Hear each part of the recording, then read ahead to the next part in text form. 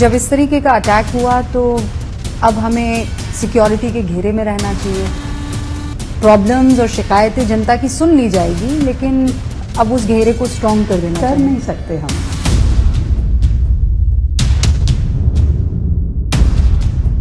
तो आपको कहीं से डांट पड़ी कि रेखा जी आप मानती नहीं है, आप सुनती नहीं है, सिक्योरिटी को तो आपको फॉलो करना पड़ेगा, आप ये सब नहीं करना चाहिए आपको, ऐसा कोई मतलब पार्टी से सिवाय मेरी सिक्योरिटी के ये किसी ने नहीं बोला कि मैम आप हमारी मान लिया कीजिए। तो मैंने कहा ठीक है, आपके लिए मैं थोड़ा ध्यान रखूंगी।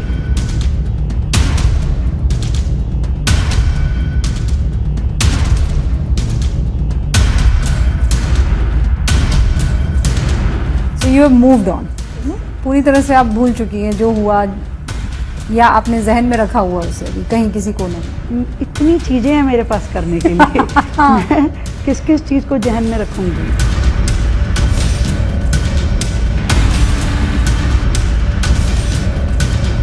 अभी प्रधानमंत्री नरेंद्र मोदी ने कहा कि बहुत सारा काम यमुना में हो चुका है, पर आपके विपक्षी और विरोधी पूछ रहे हैं क्या हुआ है, अलावा आरती के वहां शुरू क्या हुआ है? कुछ भी नहीं हुआ है। आपकी यमुना गंदी क्यों हो रही है? तो हमने ये पाया कि पूरी दिल्ली के 200 नाले उस यमुना जी में एज इट इज गिर रहे हैं।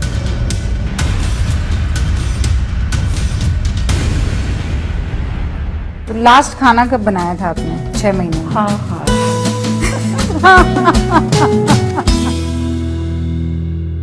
रेखा जी बहुत बहुत स्वागत है आपका। सबसे पहले तो सब ये बात जानना चाहते हैं, हालांकि उसके बाद आपने खुद ट्वीट किया, अपने पिताजी की सीख याद दिलाई, लेकिन अभी आप कैसी हैं? मैं बहुत बेहतर हूँ, दिल्ली के काम में लगी हूँ और दिल्ली की जनता का प्यार और हमारे सभी दिल्ली के बड़ों का आशीर्वाद मेरे साथ है। तो मैंने जो कहा कि मैं रुकने वाली नहीं हूँ। आपको ऐसा नहीं लगा कि जब इस तरीके का अटैक हुआ तो अब हमें सिक्योरिटी के घेरे में रहना चाहिए? प्रॉब्लम्स और शिकायतें जनता की सुन ली जाएगी, लेकिन अब उस घेरे को स्ट्रॉन्ग कर देना चाहिए। कर नहीं सकते हम, कितना भी चाहें नहीं कर सकते।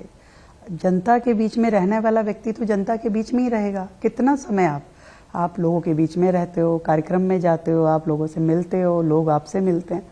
आप जितना मर्जी सोच लीजिए, परंतु वो चीज़ संभव ही नहीं है। और मैं जो कुछ भी मेरे साथ हुआ, मैं उसमें किसी सिक्योरिटी का फॉल्ट भी नहीं मानती हूँ। वो मेरा खुद का ही फॉल्ट था, क्योंकि मैं हमेशा लोगों के बीच में आके मिलती हूँ। मैंने 6 महीने में कभी ये सोचा ही नहीं कि मैं सीएम के नाते मुझे कुछ डिस्टेंस बनाना है। हजारों बार तो मैंने अपनी खुद की सिक्योरिटी को मैंने कहा कि आप पीछे हटिए, लोगों को आने दीजिए, मुझसे मिलने दीजिए।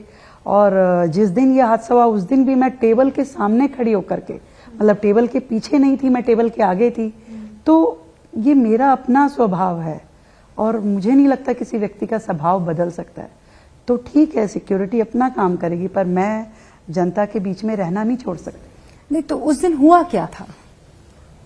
जन सुनवाई मेरा रूटीन का फीचर है। मैं हमेशा जनता के बीच में रह कर के पीरियडिकली सुनती हूँ। जिस दिन लोग बिना किसी अपॉइंटमेंट के मुझसे आके मिलते हैं, और हजारों लोग आते हैं, मतलब there is no counting of them, कोई गिनती नहीं है कितने लोग आते हैं।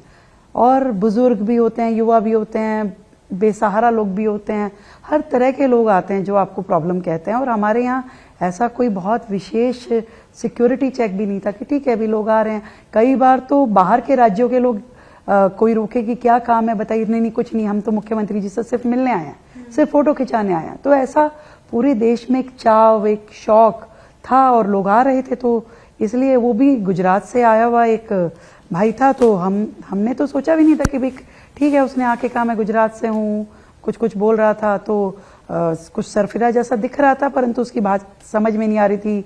जेल में है, छोड़ दो, सुप्रीम कोर्ट को कहो छोड़ दो। तो जब उसने ऐसा कुछ कहा तो हमें समझ में आ गया। तो हमने कहा अच्छा ठीक है, सुन लिया। आपके उसके हाथ में ना कोई कागज था ना कोई पत्र था, और दिखने में भी थोड़ा सा हाँ लग रहा था कि भी ऐसा कोई इनोसेंट जैसा नहीं दिख रहा था। तो हमने कहा ठीक है आप आगे चलिए, करते हैं आपके लिए, करेंगे जरूर कुछ। तो उसको वो करने के लिए, परंतु एकदम से जैसे वो झपटा, सिक्योरिटी पास नहीं थी, तो फिर उन्होंने इसको पकड़ा करा। तो पर मैंने इसको बाद में जब मैं बैठी, मैंने अपने मन को सोचा, एक बार तो बड़ा सदमा लगा कि मेरे साथ ऐसा क्यों हुआ। तो बड़ा अपने आप में मेरे लिए भी मेंटल ट्रॉमा भी था। पर फिर मुझे लगा कि जब पहलगांव में हादसा हुआ, जिन बहनों के साथ हुआ, वो भी तो ये सोच रही होगी कि मेरे साथ ऐसा क्यों हुआ, मैं ही क्यों विक्टिम बनी। मैं तो घूमने आई थी, मैं परिवार के साथ आई थी, बेचारी कोई हनीमून मनाने गई थी जिसकी शादी को 5 दिन हुए थे। जब उसने अपना पति खोया, जब उसके ऊपर विपदा आई, तो उसने भी तो यही सोचा होगा मेरे साथ। तो ये दुर्घटनाएं हैं, कभी भी किसी के भी साथ हो सकती है। मैं राज्य के बड़े पद पे बैठी हूँ, मेरे साथ हुई है, किसी और के साथ भी हो सकती है। तो रोज दुनिया में अलग अलग जगहों पे होती है। इसके कारण से कोई अपना काम करना नहीं छोड़ सकता, या एक के किए हुए की सजा बाकियों को नहीं दे सकती। मैं, मेरी जन सुनवाई, मेरे जनता के बीच में रहने का शेड्यूल, मेरे कार्यक्रम सब एज इट इज है। मैं पर खूब चर्चाएं चली और आपने बहुत खुलकर ये सारी चीजें क्लियर कर दी कि उस दिन हुआ क्या था। फिर उसके बाद सवाल ये उठने लगे कि सिक्योरिटी लैप्स से, ये तो सिक्योरिटी लैप्स मैं नहीं मानती, क्योंकि मेरी अपनी नेचर की वजह से मैं जनता के बीच में रहती हूँ। मैं मतलब सिक्योरिटी मुझसे 1.5 फुट, उससे 10 मिनट पहले ही मेरे साथ में जो सिक्योरिटी खड़ी थी, मैंने अरे आप थोड़ा सा इधर खड़े होइए। 10 मिनट पहले मैंने उन्हें कहा कि आप थोड़ा इधर होइए, लोगों को आने दीजिए भाई, आप बीच में आ जाते हैं, लोगों को क्या वो उनको पकड़ते हैं। मुझे अच्छा लगता है, अरे बुजुर्ग आने दीजिए, ये है कोई नहीं, आने दीजिए, कहने दीजिए, अपनी बात कह रहे हैं, कहने दीजिए। तो मैं खुद ही रोकती रहती थी, मैं खुद ही उनको टोकती थी। अच्छा, लेकिन उसके बाद तो कम करने की बजाय आपने तो एकदम होराइजन बढ़ा दिया रेखा जी। आपने कहा हर विधानसभा में हम जो है जन सुनवाई करना ही है लोगों की। अब जनता को मुझसे मिलना है, मुझसे बात करनी है। मैं राज्य की मुख्यमंत्री हूं, उनका हक है मेरे ऊपर। आज किसी को अप्रोच की जरूरत नहीं है मुझसे मिलने के लिए, वो सीधा मुझसे मिल करके बात कर सकता है। वो मुझे ज्यादा समझ में आती है जो व्यक्ति सीधा कहता है। तो उनको सुनने के लिए मुझे अगर हर विधानसभा में जाना पड़ेगा तो जाऊंगी, उनसे बात करूंगी, उनके साथ बैठूंगी, और जो होना होगा, भगवान ने जो मेरे भाग्य में लिखा है वो बदल नहीं सकता। तो आपको कहीं से डांट पड़ी कि रेखा जी आप मानती नहीं है, आप सुनती नहीं है, सिक्योरिटी को तो आपको फॉलो करना पड़ेगा, आप ये सब नहीं करना चाहिए आपको, ऐसा कोई मतलब पार्टी से, घर सिवाय से? मेरी सिक्योरिटी के किसी ने नहीं बोला कि मैम आप हमारी मान लिया कीजिए। तो मैंने कहा ठीक है, आपके लिए मैं थोड़ा ध्यान रखूंगी। तो अब मैं उन्हें नहीं डांटती, उन्हें उनका काम करने देती और मैं अपना करती रहती हूँ। उसके बाद आपको बहुत सारे लोगों ने फोन किया और स्पेशली आपने अपने पिता को याद किया और उन्होंने कहानी जो बताई थी, आपने वो कहानी बताई थी, तो वो किस्सा क्या था और कैसे आपने उससे रिलेट किया? मैं जब कॉलेज में गई तो, और उसके बाद जैसे जैसे मैंने ये पॉलिटिक्स ज्वाइन की और एबीवीपी मैंने ज्वाइन की, तो मेरे पिताजी कहते थे भाई अपना व्हीकल होना चाहिए तुम्हारे पास में, तुम किसी की गाड़ी वाड़ी में मत बैठना, अपना व्हीकल रखो। तो मेरे पिताजी ने एक स्कूटर था हमारे घर में और एक गाड़ी थी, तो वो खुद स्कूटर पे ऑफिस जाते थे और उन्होंने अपनी गाड़ी मुझे दे दी, और वो गाड़ी में रोज कॉलेज चला के जाती थी। जो भी मेरे इवेंट कार्यक्रम, डूसू की मैं प्रेसिडेंट थी, तो मैं अपना काम करके अपना गाड़ी खुद चला के जाती थी।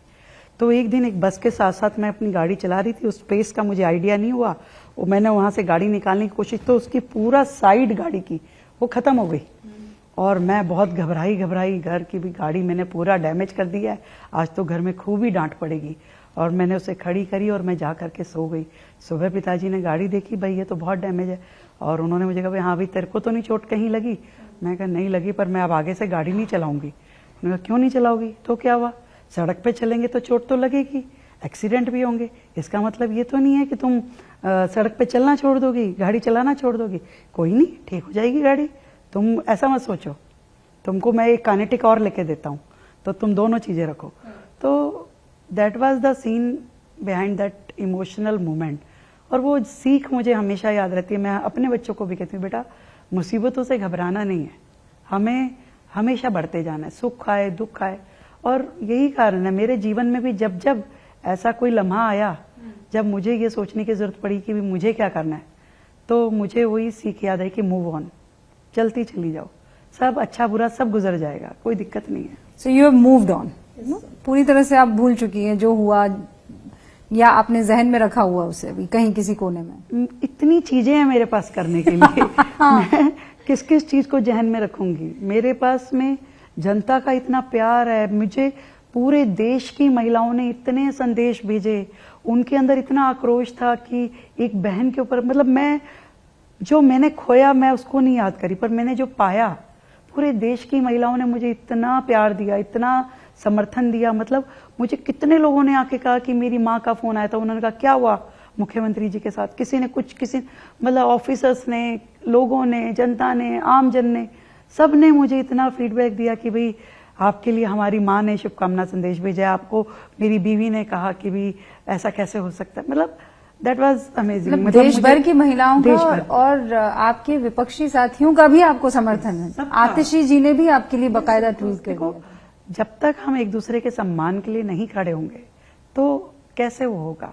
सब कुछ ठीक है, हमारे मतभेद अपनी जगह, परंतु एक महिला के सम्मान की लड़ाई तो सबको मिलकर लड़नी पड़ेगी। तो आपको अच्छा लगा जब आतिशी जी ने आपके लिए? बिल्कुल अच्छा लगा। और मैं ये समझती हूँ जब जब उन्होंने मुझे कुछ कहा मैंने उसको सुना और उन्होंने भी मेरी भावना को फील किया, ये अच्छी बात है। अच्छा, अब चूंकि आप कह रही हैं कि आपके दिमाग में बहुत सारी चीजें हैं, तो उन्हीं को जरा अभी खंगाल लिया जाए। तो शुरुआत मैं यमुना से करती हूँ। अभी प्रधानमंत्री नरेंद्र मोदी ने कहा कि बहुत सारा काम यमुना में हो चुका है, पर आपके विपक्षी और विरोधी पूछ रहे हैं क्या हुआ है, अलावा आरती के वहां शुरू क्या हुआ? कुछ भी नहीं हुआ है। देखिए, उन्हें तो ये भी नहीं मालूम कि क्या क्या होना चाहिए था।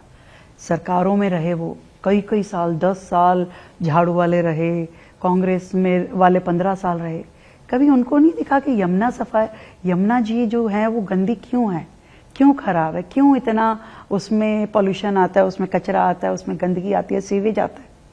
आज आने के बाद में जब हमारी सरकार ये देखती है कि बेसिक कमी कहाँ है, कि आपकी यमुना गंदी क्यों हो रही है, तो हमने ये पाया कि पूरी दिल्ली के 200 नाले उस यमुना जी में एज इट इज गिर रहे हैं। अच्छा, घर भी मैनेज कर रही है अभी रेखा जी कि नहीं, अब वो पूरी तरह से छूट गया है?